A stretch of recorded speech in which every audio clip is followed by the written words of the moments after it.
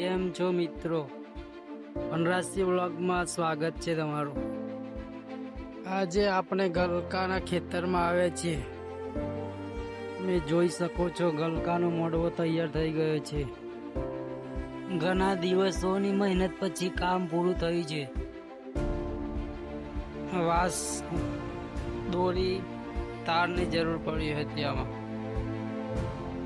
ગલકાનો મોડવો કેવો તૈયાર કર્યો છે કમેન્ટમાં જરૂર બતાવજો કે મને સપોર્ટ મળતો રહે તમારા બધાનો. ચાલુ પણ થઈ ગયા છે, જોઈ શકો છો તમે.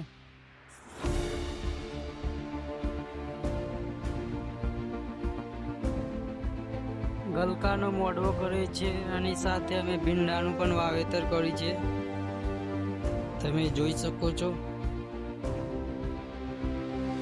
ભીંડા પણ હવે થોડા દિવસોમાં ચાલુ થઈ જશે.